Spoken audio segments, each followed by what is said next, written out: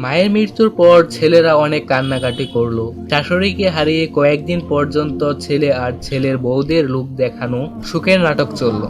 এরপর যেন ক্ষণিকের জন্য স্তব্ধ হয়ে গেল সবকিছু। এরপর শুরু হলো বৃদ্ধর ব্যবহৃত জিনিসপত্রের ভাগাভাগি। তার সব শাড়ি ভাগ করে কিছু নিল ছেলের বউ আর কিছু নিল মেয়েরা। কেউ সেটা দিয়ে বিছানার চাদর বানাবে, কেউ বানাবে বালিশের কভার, কেউ নিয়ে নিবে হাতের বালা, কেউ নিয়ে নিবে কানের, কেউ নিয়ে নেবে গলার চেয়ে। সবকিছু ভাগাভাগি শেষে আজ সবাই বেশ খুশি, কারণ প্রত্যেকে কিছু না কিছু জিনিস পেয়েছে। এবং তার চেয়ে বড় কথা, সবার নিজের সংসার থেকে নেমে গেছে একটা বোঝা। মায়ের মৃত্যু সবার মাঝে যেমন একটা শান্তির আবহাওয়া দিয়ে গেল, তৈরি করে গেল এক উৎসব মুখর পরিবেশ।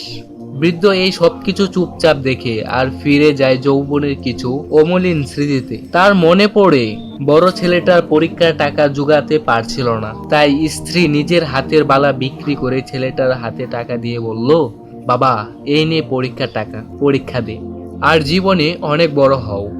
মনে পড়ে কিভাবে তিনি মেয়ের জন্য বড় মাছ, বড় মাংসের টুকরাগুলো রেখে দিত।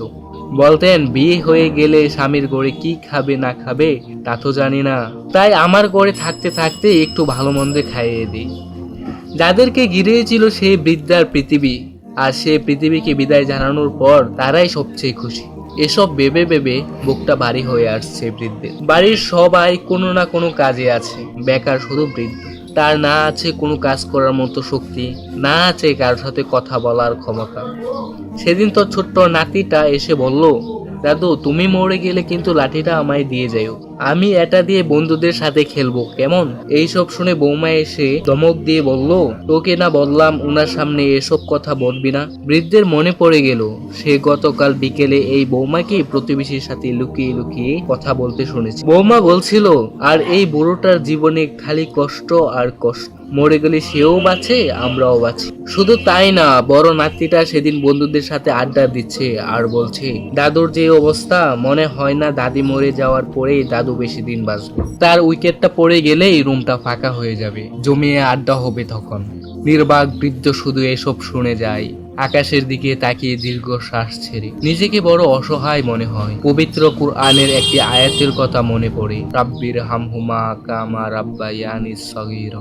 মনে পড়ে যৌবনকালে পিতামাতার খুব বেশি খেয়াল রাখিনি বলে আজ তাকে একই দৃশ্য দেখতে হচ্ছে। সত্যি সন্তানদের যদি একটু দিনী শিক্ষা দেওয়া যেত, হয়তো তারা তার পিতামাতার প্রতি এতটা স্বার্থপর হয়ে যেত না। বৃদ্ধার এখন মনে হচ্ছে এই পৃথিবীতে সে কারো পিতাও নয়, কারো দাদুও নয়, কারো শ্বশুরও নয়। রোজা যায়, ঈদ যায়, যাই কুরবানির ঈদ, কিন্তু কারো কাছে দুদণ্ড সময় হয় না বৃদ্ধকে একটু খোঁজ খবর নেওয়ার। অবশ্য যার মৃত্যুর জন্য সবাই অপেক্ষা করে বসে আছে, তার খোঁজ খবর নেওয়ারই বা কি দরকার? সে মরে গেলে সবার মুক্তি মিলবে, কি বা দরকার তাকে জন্মদিনের কথা মনে করিয়ে দেবার? অথচ একই বাড়িতে কিন্তু প্রতি বছর মহা ধুমধামে পালিত হয় নাতি নাতনিদের জন্মদিন, ছেলে আর বৌমার জন্মদিন। তাছাড়াও এখন বৃদ্ধের পেছনে টাকা খরচ করেই বা কি লাভ? কয়েকদিন পরে মরে গেলে তো এমনিতেই অনেক খরচপাতি হবে। তখন হয়তোবা আবার দুই ভাইয়ের মাঝে খরচ নিয়ে ঝগড়া হবে, যেমন ঝগড়া হয়েছিল বৃদ্ধার মৃত্যুর পর।